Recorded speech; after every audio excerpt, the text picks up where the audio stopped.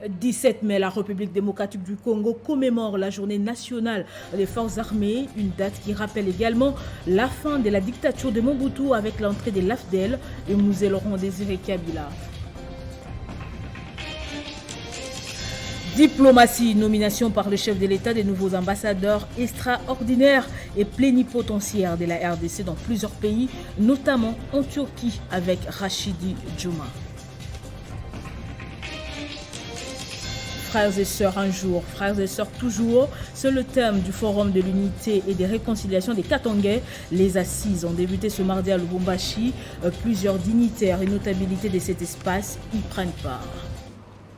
Nouveau journal sur Télé 50, bienvenue à tous. La RDC commémore le 17 mai la journée nationale des forces armées. Le chef de l'État rend hommage aux soldats congolais lors d'une cérémonie prévue en ce jour. La date du 17 mai rappelle également l'entrée de l'AFDEL avec Mzee Laurent Désiré Kabila, mettant ainsi fin à la dictature du feu maréchal Mobutu.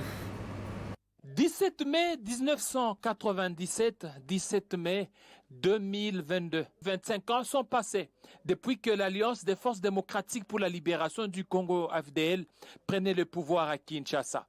Laurent Désiré Kabila, qui en était le porte-parole, prenait les rênes du pouvoir depuis Lubumbashi, ville qui était tombée entre les mains de la rébellion plusieurs mois plus tôt. Le 17 mai 1997, les soldats de l'AFDL entraient triomphalement dans la capitale, Kinshasa. L'entrée de l'AFDL à Kinshasa mettait fin à 32 ans d'un régime dictatorial. Les soldats de l'Alliance sont entrés à Kinshasa à pied, dans sa partie est. L'affrontement tant redouté dans la capitale entre les rebelles et les forces loyales à l'ancien régime n'eut pas lieu.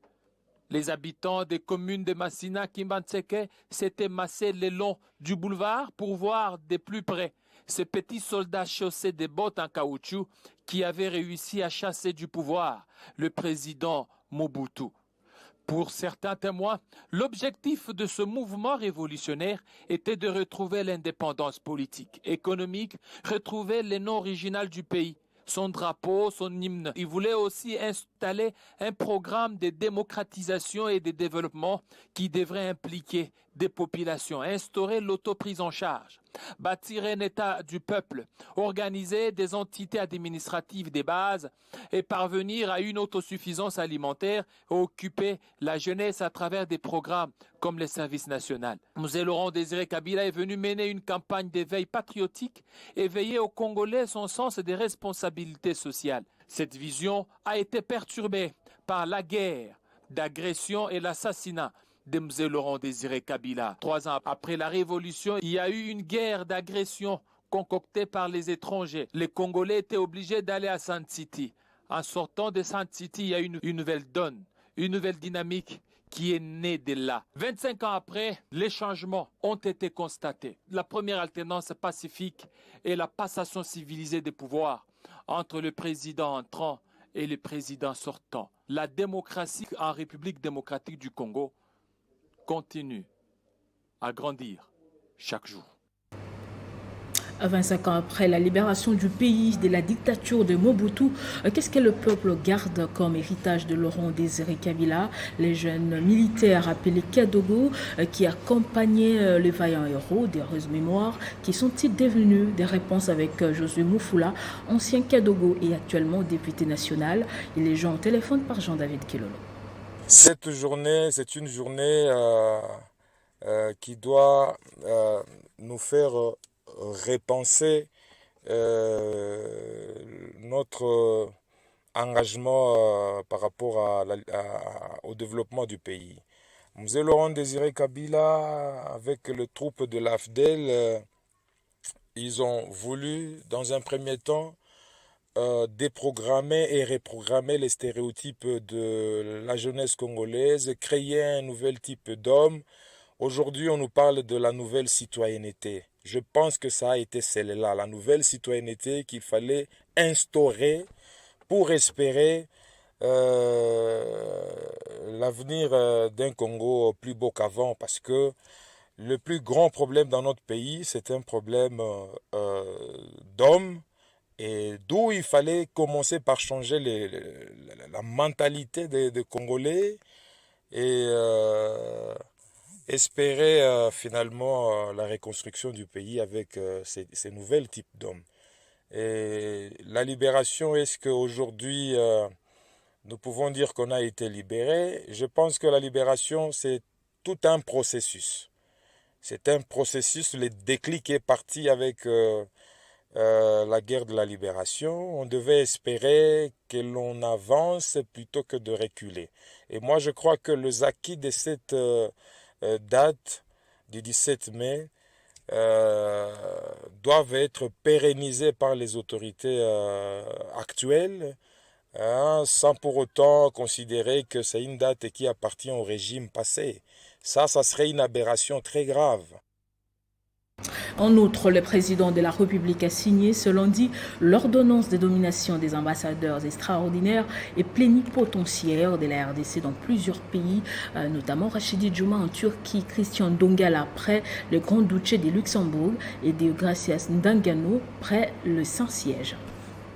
De passage à Télé 50, invité à GMK Today, le député national Délice Sanga nous a accordé une interview sur le sort de la loi électorale initiée par son groupe les G13. Qu'est-ce que va être fait maintenant puisque la proposition de loi a été presque rééditée aux dépens de ses initiateurs? Le G13 va-t-il retourner en plénière pour entamer de nouvelles discussions avec ses compères ou va-t-il rejoindre l'appel de la DISOC? On écoute ses réponses. Vous savez que le G13 n'a jamais fait cette loi pour le G13. Le G13 a fait cette loi dans une certaine idée de la République et de la démocratie, au-delà des clivages partisans, pour répondre à un souci d'avoir des élections libres, démocratiques et transparentes, surtout des élections pour lesquelles on a des résultats qui sont retracés bureau de vote par bureau de vote, où nos concitoyens vont avoir la conscience que le vote qu'ils ont émis a été réellement respecté. Donc maintenant que les députés de l'Union sacrée veulent changer la loi, il appartient au peuple de voir, dans le cadre de cet agenda que nous avons défini ensemble, avec la société civile, toutes les parties prenantes dans nos consultations, comment assurer la défense des options de cette loi et obtenir en définitive que les élections de 2023 soient celles que nous espérons qu'elles doivent être. L'Assemblée nationale doit être un lieu de débat. Il ne l'a pas été, comme vous l'avez vu. On a exclu le G13 du débat sur la levée des options, ce qui est contraire aux us et coutumes parlementaires.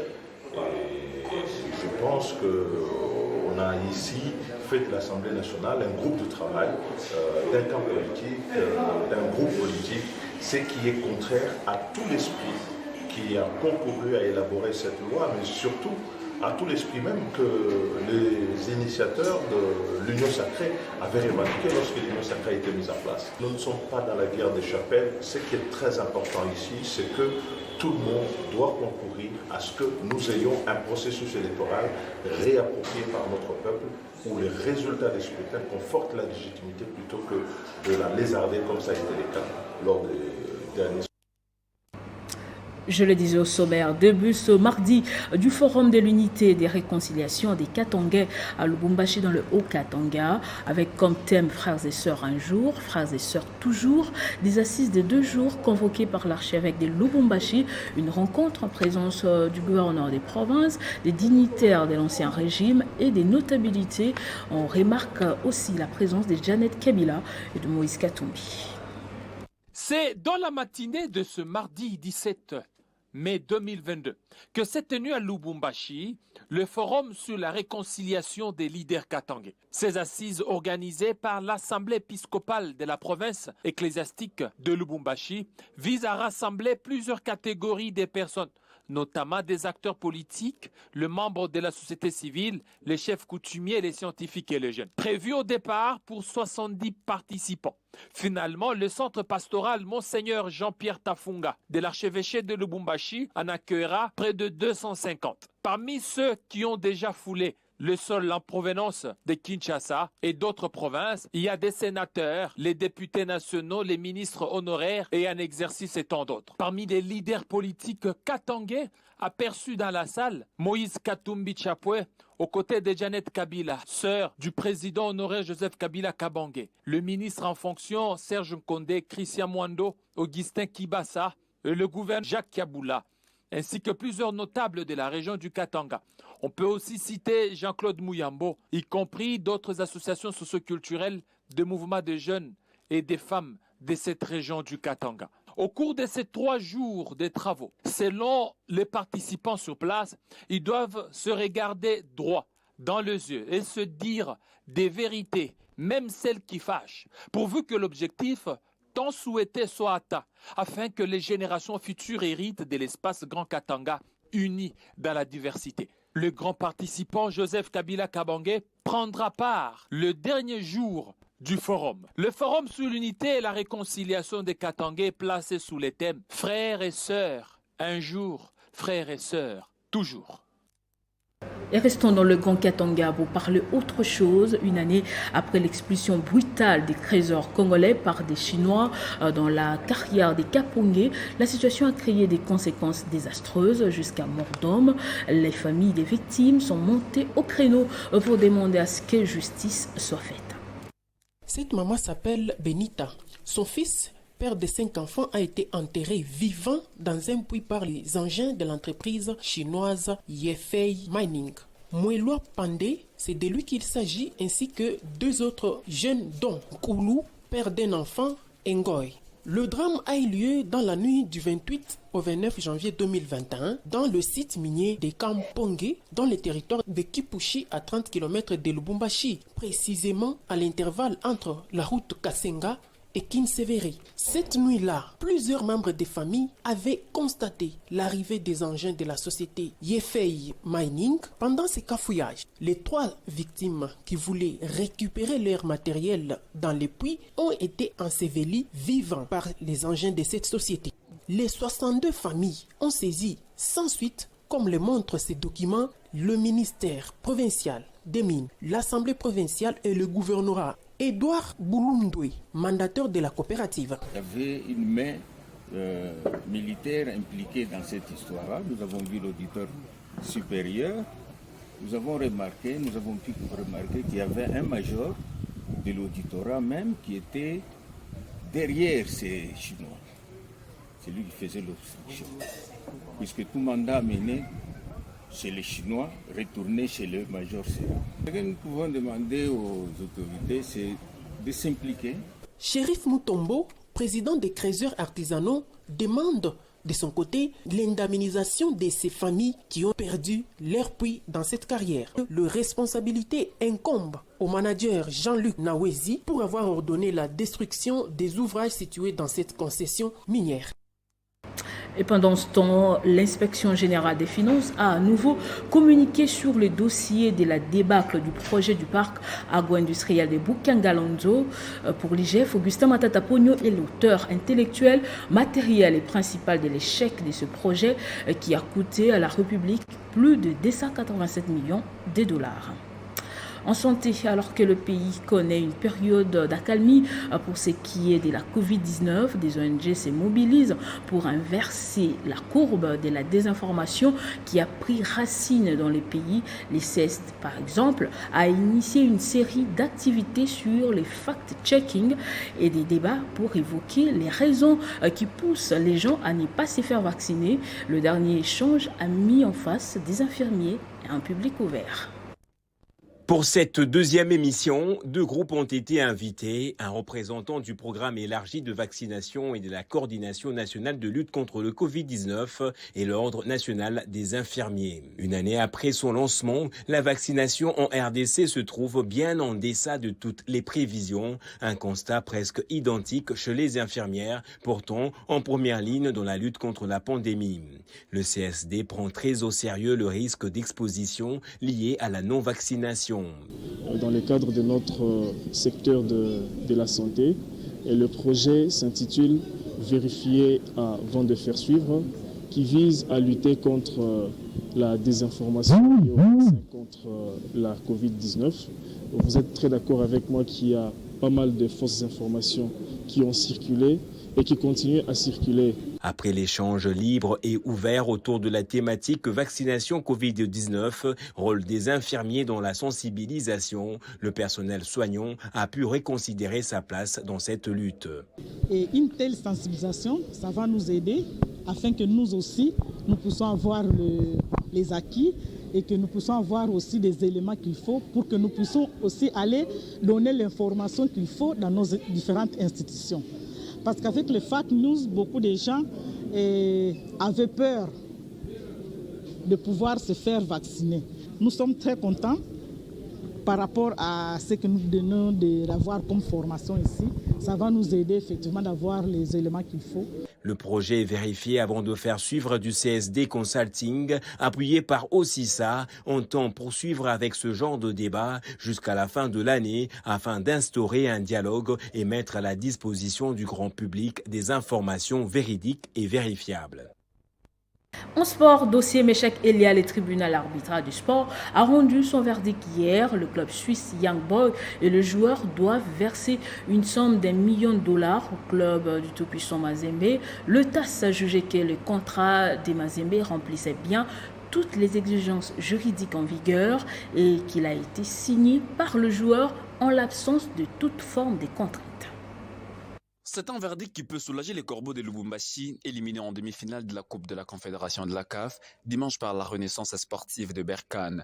Le club suisse est sommé de payer une amende d'1 million de dollars américains à Mazembe pour dommages et intérêts. Le tribunal arbitral du sport cloue Meshak Elia et les Young Boys en appel, alors que la Fédération internationale de football association avait demandé au club suisse de ne payer que 617 000 dollars. Tout a commencé en 2019 quand Meshak Elia terminait avec la Coupe d'Afrique des Nations en Égypte. L'ancien Corbeau était alors en essai à Anderlecht, un test auquel il réussira mais refuse de s'engager avec le club belge. Quelques jours plus tard, il va disparaître de radar du TP Mazembe pour surgir en Suisse où il va signer un nouveau contrat avec le FC Young Boys à l'insu de Mazembe sous prétexte qu'il n'était pas sous contrat avec le club louchois. Hypothèse qui sera rejetée par Mazembe qui va saisir la Fédération congolaise de football association et la Fédération internationale de football association, accusant le joueur d'avoir falsifié ses documents en modifiant sa date de naissance pour se donner un statut de mineur en passant de 1992 à 1997. Le tribunal arbitral du sport estime que le contrat du TP Mazembe remplissait toutes les exigences juridiques en vigueur et a été signé sans toute forme de contrainte. Le club suisse devra alors passer à la caisse de la FIFA pour régler cette situation afin d'éviter d'autres sanctions. Et ce journal est terminé. Place au rappel des titres. 17 mai, la RDC commémore la journée nationale des forces armées, une date qui rappelle également la fin de la dictature de Mobutu avec l'entrée de l'AFDEL et Musée Laurent Désiré Kabila. Diplomatie, nomination par le chef de l'État des nouveaux ambassadeurs extraordinaires et plénipotentiaires de la RDC dans plusieurs pays, notamment en Turquie avec Rachidi Djouma. Frères et sœurs un jour, frères et sœurs toujours, c'est le thème du Forum de l'unité et des réconciliations des Katangais. Les assises ont débuté ce mardi à Lubumbashi. Plusieurs dignitaires et notabilités de cet espace y prennent part. Merci de nous avoir suivis de partout. L'information reste en continu et en temps réel sur votre télévision.